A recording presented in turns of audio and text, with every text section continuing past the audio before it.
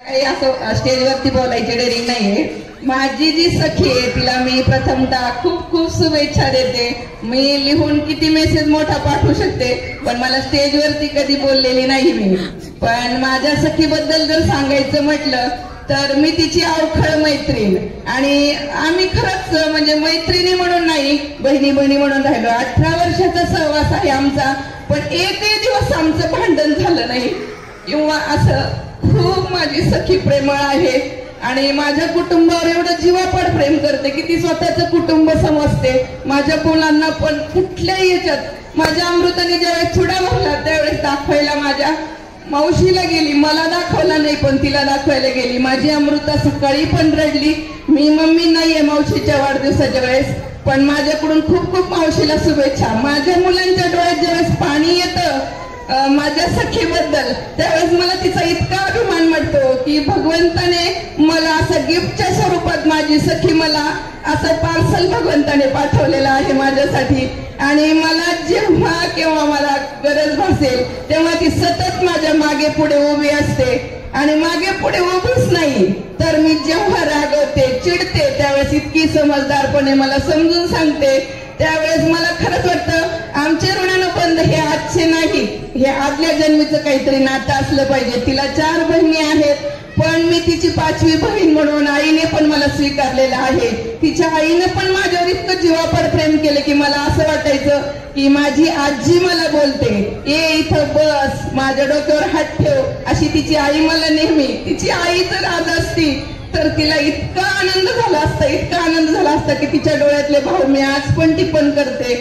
खूप सुंदर कुटुंब आहे. तिच्या भाऊजया भाऊ सर्वांशी माझा 18 वर्षापासून संबंध आहे. घरी जर गेले तर सर्व नातेवाईक प्रेमाने मला जपतात, आपली स्वतःची बहीण असल्यासारखंच घरी गेल्यानंतर अधिकार देतात. त्यावेळेस मला खरंच वाटतं मी खरंच माझ्या पांडुरंगाची खूप शतशः ऋणी आहे. आणि आमचं जे भजनी मंडळ आहे ज्ञानेश्वर मंडळ, आणि ते मंडळ पण माझं इतकं सुंदर आहे. जीवापाड एकावर प्रेम करतात, रक्ताची नाती लांब राहतात, पण ही जी आपण जोडलेली नाती आपल्यावर जीवापाड प्रेम करतात ना, त्यावेळेस खरंच जे आनंदाश्रू निघतात ना, त्याच्यासारखं सुख कुठेही नाही. स्वर्ग सुख आहे हे. आणि असंच आपण समाजात ज्यावेळेस राहतो आणि ही नाती जोडतो, आणि आपली घरची माणसं तर आपल्यावर प्रेम करतातच, पण बाहेरची माणसं ज्यावेळेस असं प्रेम करतात ना, तर स्वर्ग सुखासारखं वाटतं. आणि खरंच माझी सखी इतकी प्रेमळ आहे, काय सांगू तिची महती मी 2 शब्दात सांगू शकत नाही.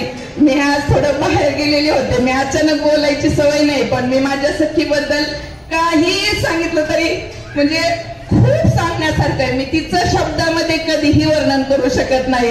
आणि परमेश्वरा, मी तुझी खूप खूप आभारी आहे. अशी मला सखी तू एक गिफ्टच्या स्वरूपात दिली, आणि अशीच तिची 50वी जी मुलांनी साजरी केली, तिची मुलं पण इतकी स्वभावी सुसंस्कारी आहेत. आणि मुलगी तर विचारायचंच नाही, स्वतःची मावशी असल्यासारखं जपतात. आणि मुलं तर आज त्यांनी 50वी साजरी केली. माझी इच्छा आहे परमेश्वराच्या जवळ की माझ्या सखीची खरंच 100वी साजरी व्हावी.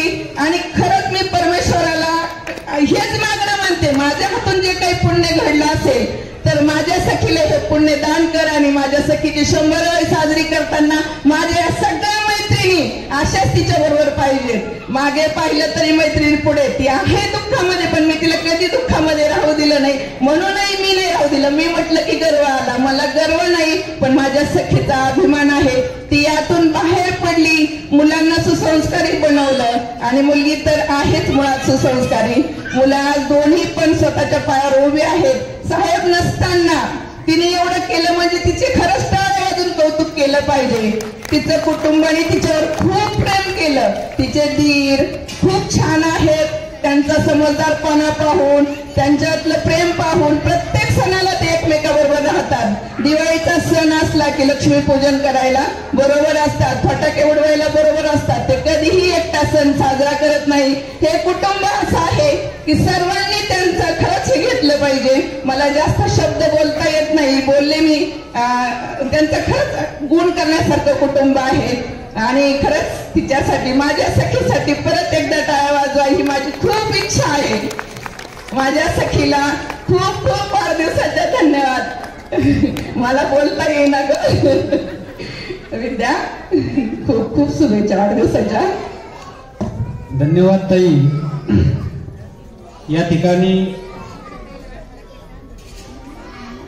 आयुष्य हे मनासारखं जगता आलं पाहिजे